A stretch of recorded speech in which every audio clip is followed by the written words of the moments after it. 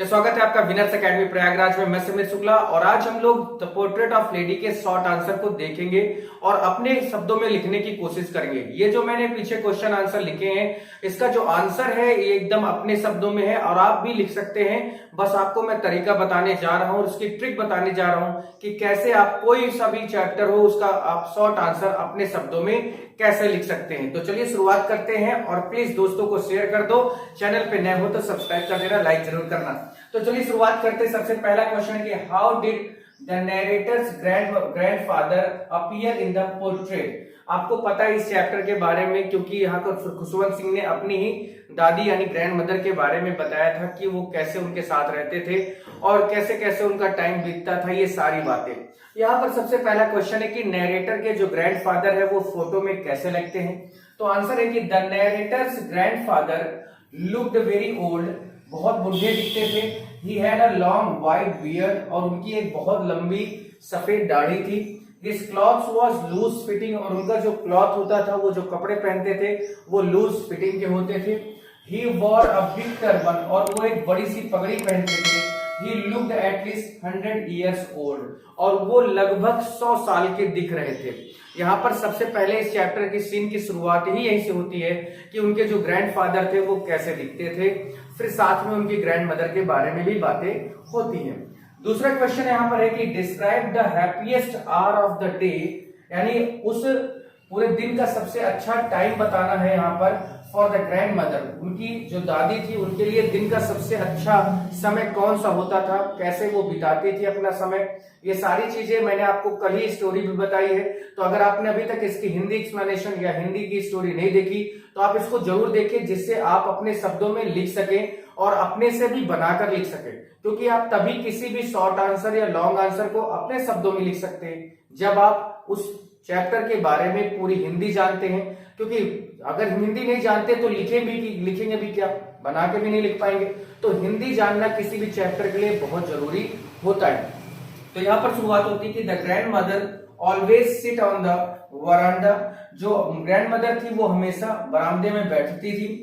And she feeded the piece of bread to the birds, और वो हमेशा sparrow नाम का जो बर्ड होता है उसको हमेशा कुछ रोटी के टुकड़े हाथों में लेकर उन्हें फेंकती थी, और वो जो चिड़िया होती थी वो आती थी और बहुत ढेर सारी चिड़िया आती थी, एकदम flock of bird you can say, flight of bird you can say, वो आती थी और वो खाना उनको खिलाती थी। So this was the happiest hour of the day for grand mother, और यही उनके लिए पूरे दिन का सबसे अच्छा समय होता था। क्योंकि वो गांव में होती थी तो वो क्या करती थी, जो कुत्ते होते थे गली के, जो भी कुत्ते रहते थे उनको रोटियां खिलाती थी। लेकिन शहर में आने के बाद उनकी पूरी डेली रूटीन बदल गया, उनकी दिनचर्या बदल जाती है और वो अब वहां कुत्ते तो नहीं मिलते लेकिन वो चिड़ियों को ही रोटियां खिलाती थी। क्वेश्चन नंबर 3 है हमारा कि how did the narrator and the grand mother become good friend. कैसे ग्रैंड मदर जो नरेटर यानी खुशवंत सिंह और जो उनकी दादी थी कैसे एक अच्छे दोस्त बन गए। तो सिंस हिज चाइल्डहुड, यानी अपने बचपन से ही, the narrator had seen his grandmother, उन्होंने अपने बचपन से ही अपनी दादी को देखा था। क्योंकि इनके जो फादर और मदर थे वो सिटी में सेटल हो चुके थे और इस वजह से उनकी जो दादी थी वही उन्हें नहलाती थी, धुलाती थी, उनके लिए टिफिन बनाती थी, खिलाती थी और अपने साथ में स्कूल लेके जाती थी। क्योंकि बगल में टेम्पल होता था तो वो वहीं पर बैठ के पूजा करती थी, और इधर जब खुशवंत सिंह पढ़कर उनकी छुट्टी होती थी तो वो साथ में उन्हें लेके आती थी। तो सुपर सारी चीजें मैं एक्सप्लेन कर रहा हूं जिससे आपको समझने में आसानी हो। And she took care of him as her child, और वो उनका बहुत ज्यादा ख्याल रखती थी और उन्हें अपने एकदम बच्चे की तरह मानती थी। ही lived with her and he spend his day and night with her, वो हमेशा उनके साथ रहते थे, दिन रात उनके साथ होते थे। इसी वजह से नरेटर और जो उनकी ग्रैंड मदर थी वो दोनों एक अच्छे दोस्त बन गए थे। क्वेश्चन नंबर 4 है कि why could the grand mother not walk straight. जो उनकी ग्रैंड मदर थी वो सीधे क्यों नहीं चल पाती थी। तो यहाँ पर है कि the grand mother was short and fat, जो उनकी ग्रैंड मदर थी वो छोटे कद की थी और थोड़ा सा फैट भी था, यानी वो मोटी भी थी। And she was also slightly built, और उनका शरीर बुढ़ापे के कारण आधा झुक गया था या झुका हुआ था। आप देखते होंगे गांव में कि आपके जो दादा दादी हैं वो थोड़ा सा क्या हो जाते हैं, ऐसे झुक जाते हैं और झुक कर ही चलते हैं, है ना। उसके बाद she put one hand on her waist, और वो हमेशा अपना एक हाथ अपने कमर पर ऐसे लगा के ही चलती थी, क्योंकि वो बुढ़ापे के कारण होता है, ओल्ड एज के कारण। टू स्टूल, और वो खड़े भी नहीं हो पाती थी, या खड़े होने के लिए भी अपने कमर पर हाथ लगाती थी। So she could not walk straight, और इसी कारण से वो सीधे नहीं चल पाती थी। तो ये था हमारा जो क्वेश्चन नंबर 4 है। अब आगे बढ़ते हैं क्वेश्चन नंबर 5 की तरफ। आप चाहे तो इसका स्क्रीनशॉट ले लीजिए अच्छे से, जिससे आप इसको अपने आराम से अपने शब्दों में भी, अपने नोट्स में भी लिख सकें।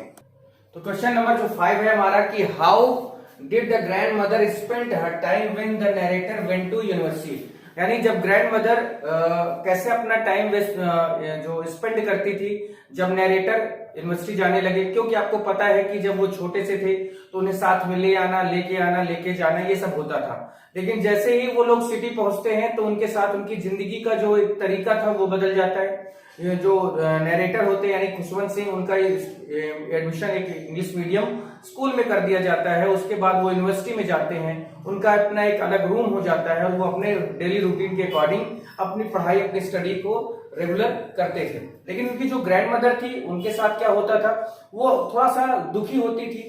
कैसे क्या कि when the narrator went to university, जब नरेटर यूनिवर्सिटी गए, the grand mother felt very sad, जो उनकी ग्रैंड मदर थी उन्हें अच्छा नहीं लगता था, लेकिन but she couldn't do anything, लेकिन वो कुछ कर नहीं पाती थी, लेकिन वो कुछ कर नहीं सकती थी क्योंकि भाई बच्चे का भविष्य है। इस वजह से वो उसको जाने के लिए भी नहीं रोकती थी कि नहीं तुम मत जाओ, क्योंकि उसका एक पूरा फ्यूचर उसके सामने था। इस वजह से वो उन्होंने कुछ कहा भी नहीं, कुछ किया भी नहीं। Then she started to feed the piece of bread to the birds, और उसके बाद से उन्होंने जो चिड़िया आती थी उनको रोटियां खिलाना।